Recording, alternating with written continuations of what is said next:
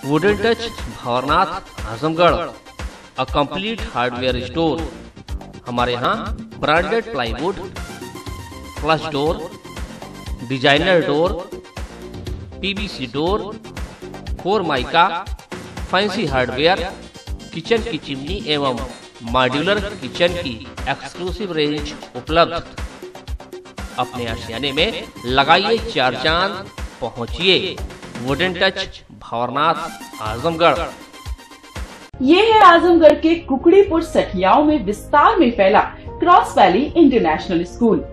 Cross valley Azamgarh में अपनी 5 अलग अलग ब्रांचेस द्वारा स्टूडेंट्स को शिक्षित कर रहा है। Cross valley school CBSE Delhi मान्यता प्राप्त स्कूलों में से एक है। क्रॉस वैली इंटरनेशनल स्कूल में क्लास नर्सरी से लेकर 12th तक के छात्रों को वेल एजुकेटेड टीचर्स द्वारा पढ़ाया जाता है, ताकि यहाँ से शिक्षा प्राप्त कर रहे स्टूडेंट्स के भविष्य के साथ कोई खिलवाड़ न हो। डायल करें 9453724198 या 9450118255। नमस्कार, एबीसी चैनल में आपका स्वागत है। मैं हूं सचिन श्रीवास्तव और आप मेरे साथ देखेंगे आजमगढ़ से जुड़ी खबरें। आइए नजर डाल लेते हैं आज की खास खबरों पर। सूबे की सरकार महिलाओं व बालिकाओं की सुरक्षा के बड़े बड़े दावे भले ही करे, हकीकत कुछ और ही है। जिस खाकी पर लोगों की सुरक्षा का जिम्मा है, अगर वही भक्षक बन जाए तो क्या कहा जाए। ऐसा ही एक मामला आजमगढ़ के फायर ब्रिगेड के हेड कांस्टेबल का सामने आया है। दीवान देवेंद्र नाथ पांडे पर आरोप है कि उसने 10 वर्षीय बालिका के साथ छेड़खानी की। शुक्रवार शाम नगर कोतवाली क्षेत्र में घटी इस घटना को कई लोगों ने अपनी आंखों से देखा। बच्ची के साथ अश्लील हरकत करते हुए लोगों के शोर मचाने और बच्ची के चीखने पर पुलिसकर्मी भाग खड़ा हुआ। पीड़ित बच्ची के पिता ने बताया कि बच्ची साइकिल में हवा भरवाने के लिए गई थी, तभी फायर ब्रिगेड के नशे में धुत सिपाही ने अश्लील हरकत की। मेरी बच्ची गई थी साइकिल में हवा भराने, 6 बज रहा था। वो दुकान पे बैठे थे, तो बोले कि बहनी आप ड्रिंक लोगे? कहीं अंकल नहीं लेंगे। ये क्या किए, कहे जरा खोल दो ढकनवा, हम खोल नहीं पा रहे हैं। उनकी के पीछे ले गए उसको, इसका पैंट सरका रहे थे। पैंट सरकार थे, साइड में 2 आदमी खड़े थे 4 चक्के से। वो उनको देखे तो ये जब उनको देखे इनके लगे आए सर, तो ये कूद के टेम्पू लिए, टेम्पू में बैठे भाग गए। उसके बाद वो लोग गए हमारे साथ चौकी के, वहाँ एप्लीकेशन लिखे हैं, तुरंत ये चौकीदार साहब को। भागने के बाद 1-1.5 घंटे बाद आए, माफी उसको वहाँ मांग रहे थे। पिए हुए थे? कौन? वो पिए थे, थोड़ा बता रहे। क्या नाम है जो अश्लील हरकत की है? नाम पता है? देवेंद्र पांडे नाम। क्या है ये?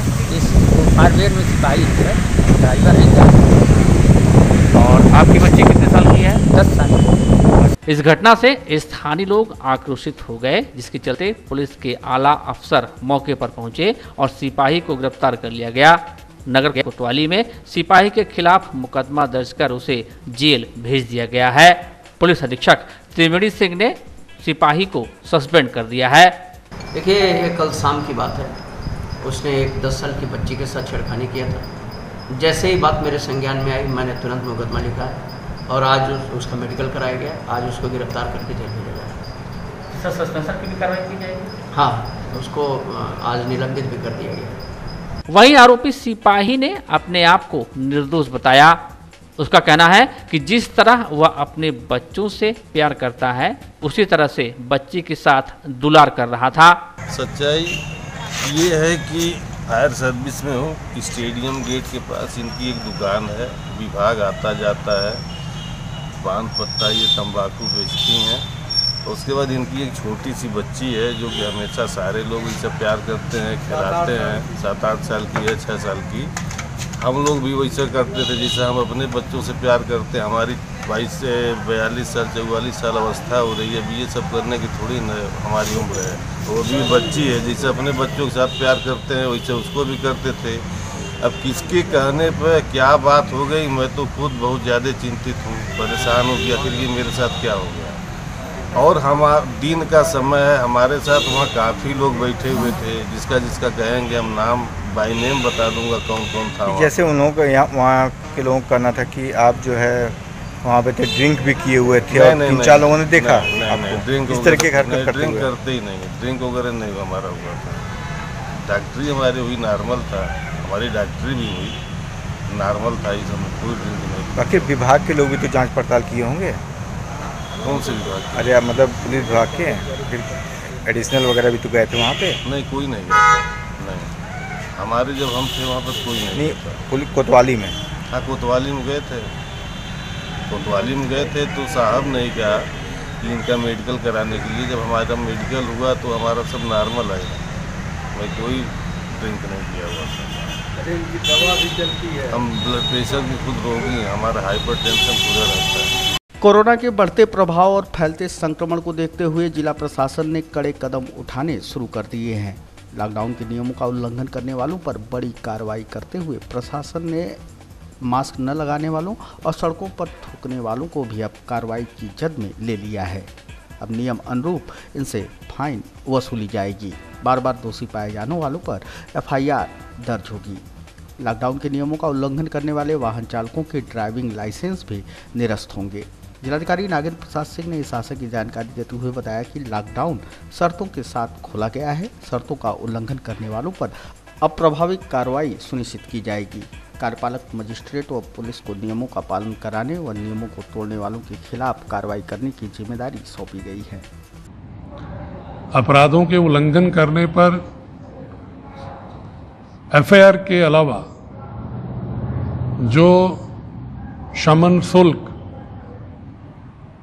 तत्काल पेनाल्टी प्रोविज़न है, उसको जनपद में प्रभावी रूप से लागू करने के लिए कार्यपालक मजिस्ट्रेट और पुलिस ऑफिसर्स को मेरे द्वारा निर्देश दिए गए। उसमें यदि कोई व्यक्ति सार्वजनिक स्थान पर लोगों से बहुत नज़दीक बात करता है बिना मास्क लगाए, गमछा, रुमाल, स्कार्फ नहीं यूज़ करता है, तो पहले पर 100 रुपये, पहला अपराध है तो 100 रुपये, दूसरा अपराध है तो 100 से लेके 500 रुपये तक, और तीसरे पर 500 रुपये। उसी तरह अगर लॉकडाउन का उल्लंघन करता है कोई, तो प्रथम अपराध पर 100 से 500 रुपये और द्वितीय अपराध पर 500 से लेकर 1000 रुपये के बीच में कोई भी धनराशि तत्काल वसूली जा सकती है। इसी प्रकार दोपहिया वाहन पर पिछली सीट पर अगर कोई बैठा है, अनुमति सिर्फ महिला के लिए है, अगर कोई महिला के अलावा कोई बैठा है तो उसके भी तत्काल प्रथम अपराध पर 250, द्वितीय पर 500 और तृतीय पर 1000 रुपये। और तृतीय अपराध के बाद भी अगर मिलता है तो उसका ड्राइविंग लाइसेंस निलंबित होगा। उसी तरह जो सार्वजनिक स्थानों पर थूकने और लॉकडाउन के उल्लंघन करने पर अगर 2 अपराधों के बाद अगर रिपीटेड उसके बाद भी अपराध करता है तो प्रत्येक अपराध पर 1000 रुपये का दंड लगेगा। तो हमने कार्यपालक मजिस्ट्रेट और पुलिस ऑफिसर्स को निर्देश दिया है कि इसका जगह जगह तेजी से चेकिंग करके इसका पालन कराएं, ताकि लोग किसी से बात करने के दौरान मास्क जरूर लगाएं, सार्वजनिक स्थलों पर थूकें ना, मास्क न लगाएं तो दुपट्टा, स्कार्फ वगैरह यूज करें। कई लोगों को हमने देखा है कि जब टोका जाता है तो जेब से मास्क निकालते हैं और लगाने लगते हैं। मैं जनपद के लोगों से अनुरोध कर रहा हूं एज ए गार्जियन, ये कोई पुलिस के डर से या मजिस्ट्रेट के डर से अगर आप सामने लगाते हो तो ये क्या प्रदर्शित करते हो? क्या अपने स्वास्थ्य के साथ खिलवाड़ करना चाहते हो? आपको एहसास नहीं है कि 2 मीटर की दूरी से अगर कम पर कोई दूसरा व्यक्ति खड़ा है तो आप जरूर गमछा, स्कार्फ, दुपट्टा लगाएं। आप अकेले घर में बैठे हैं, 2 मीटर दूरी पर सब बैठे हैं, कोई दिक्कत नहीं है। लेकिन आदत तो डालिए, अगर कोई 2 मीटर की दूरी के अंदर आपसे बात कर रहा है तो आप वहां पर स्कार्फ, दुपट्टा या मास्क का प्रयोग करें। जिलाधिकारी श्री सिंह के साथ पुलिस अधीक्षक त्रिवेणी सिंह ने भी लोगों से अनुरोध किया कि वे नियमों का पालन कर कोरोना संक्रमण से खुद बचें और दूसरों को भी बचाएं। नियमों का उल्लंघन करने वालों के खिलाफ कड़ी कार्रवाई तय है। जो महामारी अधिनियम है, उस अधिनियम के तहत उत्तर प्रदेश कोविड-19 की जो बी नियमावली जारी हुई है, उसमें अगर कोई सड़क पे थूकता है तो उस पर 100 रुपये का फाइन किया जाएगा। अगर कोई आदमी मास्क नहीं पहन के निकलता है, मास्क मतलब ये कि मास्क भी हो सकता है और गमछा भी या रुमाल से भी ढक सकता है। अगर रुमाल से अपना मुंह ढका हुआ है या गमछे से मुंह ढका हुआ है तब भी उसके खिलाफ कार्रवाई नहीं होगी। लेकिन अगर इस तरह का कोई भी मास्क यूज़ नहीं कर रहा है तो उस पर 100 रुपये का फाइन किया जाएगा। दूसरी बार फिर अगर वो मिलता है तो 100 रुपये का फाइन किया जाएगा, और तीसरी बार अगर मिलता है तो उस पर 500 रुपये का फाइन किया जाएगा। इसी तरह अगर कोई व्यक्ति मोटरसाइकिल पे बिना अनुमति के कोई दूसरे व्यक्ति को बैठाया हुआ है तो सबसे पहले उस पर फाइन जो है हमारा 100 रुपये का होगा। लेकिन दूसरी बार अगर यही ऑफेंस करता है, मोटरसाइकिल पे किसी दूसरे व्यक्ति को बैठा के चलता है तो उस पर 500 रुपये का फाइन लगाया जाएगा, और अगर तीसरी बार गुनाह करेगा तो 1000 रुपये का फाइन लगाया जाएगा। अभी जो कल तक कार्रवाई हुई है उसमें हमारे MB एक्ट और अन्य मुकदमों के तहत कार्रवाई हुई है। करीब 1000 लोगों के खिलाफ हम लोगों ने परसों कार्रवाई की थी। आज से मेरा ये अभियान चल रहा है। अब इसमें जो भी लॉकडाउन के नियमों का, शर्तों का उल्लंघन करेगा, जैसे मोटरसाइकिल पे किसी दूसरे को बैठा के चलेगा, एक विशेष परिस्थिति में छोड़ा जा सकता है जब कोई लेडी बैठी हो और वो भी बीमारी की वजह से उसको हॉस्पिटल ले जाया जा रहा हो, तभी छूट है। अन्यथा मोटरसाइकिल पे सिर्फ अकेला आदमी जो चला रहा है मोटरसाइकिल वही जा सकता है, दूसरे किसी को नहीं बैठाएगा, नहीं तो उस पर फाइन लगाया जाएगा। उसी तरह बिना मास्क के अगर पब्लिक प्लेस पे कोई आदमी घूमता हुआ, तो कोई भी व्यक्ति अगर बिना मास्क लगाए चलेगा तो उस पर फाइन जो है लगातार हम करते हैं। आजमगढ़ के कुछ जनप्रतिनिधियों को छोड़कर अधिकतर जनप्रतिनिधियों ने लॉकडाउन में सोशल डिस्टेंसिंग का कड़ाई से पालन किया है। कोरोना जैसी वैश्विक महामारी से उपजे संकट में जनप्रतिनिधियों ने गरीबों और जरूरतमंदों से मदद के वक्त दूरी बना ली। वहीं भारतीय जनता पार्टी के प्रदेश कार्य समिति सदस्य अखिलेश मिश्रा गुड्डू लॉकडाउन लगने के बाद से ही जरूरतमंदों की मदद का कार्य निरंतर कर रहे हैं। चाहे जरूरतमंदों में खाद्य सामग्री के वितरण का कार्य हो या कोरोना वॉरियर्स को धन्यवाद पत्र और अंग वस्त्र भेंट कर सम्मानित करने का कार्य रहा हो, भाजपा नेता ने क्षमता से बढ़कर कार्य किया है। इसी क्रम में जब गुड्डू मिश्रा को ब्लड बैंक के प्रभारी सुभाष पांडे से जानकारी मिली कि कोरोना संकट काल में ब्लड बैंक में ब्लड की कमी है, तो उन्होंने अपने शहर से सटे मुंडा स्थित आवास पर रक्तदान शिविर का आयोजन किया, जिसमें कुल 120 भाजपा कार्यकर्ताओं ने रक्तदान किया। एक आह्वान पर इतनी बड़ी संख्या में हुए रक्तदान से उत्साहित भाजपा नेता ने कहा कि रक्तदान से बड़ा कोई दान नहीं है। रक्तदान कर हमें किसी का अनमोल जीवन बचाने का सौभाग्य प्राप्त होता है। यह पुनीत कार्य हम भाजपा कार्यकर्ताओं के सहयोग से आगे भी करते रहेंगे। इस समय पूरा देश कोरोना महामारी से गुजर रहा है। कोविड-19 का जो प्रकोप है देश में वो आप जान ही रहे हैं। हमने पढ़ा और देखा कि हमारे आसपास के लगभग 20 जिलों में रक्त की, ब्लड की जो है बहुत समस्या आ रही है, और रक्तदान महादान है। और मैं इसको बराबर मतलब हर 6 महीने पे मैं अपना भी ब्लड देता हूँ, अपने इष्ट मित्रों सबको भी ये सजेस्ट करता हूँ कि आपका रक्त किसी को जीवन दे सकता है। मेरे मन में कल ही ये भाव पैदा हुआ, क्यों न एक कैंप कराया जाए। मैंने बात किया, ब्लड बैंक में बात किया, अपने मुख्य चिकित्सा अधिकारी महोदय से बात किया, और बहुत ही कम समय में यह कार्यक्रम रखा गया कि इस महामारी में किसी भी व्यक्ति की कहीं ब्लड के वजह से जान न चली जाए, कोई दिक्कत न हो, इसके लिए एक कैंप का आयोजन किया गया। 100 का लक्ष्य है, लेकिन लगता है हमें कि अभी 1 घंटे में ही हमारा रजिस्ट्रेशन 55 के करीब हो गया है। हमें लगता है कि 100 से ऊपर ही जाएगा। हमारे जो भी शुभचिंतक हैं, इष्ट मित्र हैं, छोटे भाई हैं, और जो भी जहाँ से भी सुना है कि रक्तदान कार्यक्रम चल रहा है, वह इस पुनीत कार्य में हिस्सा लेने के लिए, अपना सहयोग देने के लिए वो बढ़ चढ़ के आगे आया है। कोरोना इस बार ईद के बाजारों की भी रौनक ले डूबा है। त्यौहार पर बाजार में सियापे और सन्नाटे का आलम है। त्यौहार के सर पर आ जाने पर मार्केट में कुछ रौनक जरूर बढ़ी है, लेकिन वह हुजूम व खरीदारों की भीड़ अब भी नदारद है। कपड़े, जूते, सेवइयों की दुकानों पर उमड़ने वाली भीड़ नहीं दिख रही, जिसके चलते चाहकर भी मार्केट वह रफ्तार नहीं पकड़ रहा जो कारोबार बीते त्योहारों के दिनों में वह किया करता था।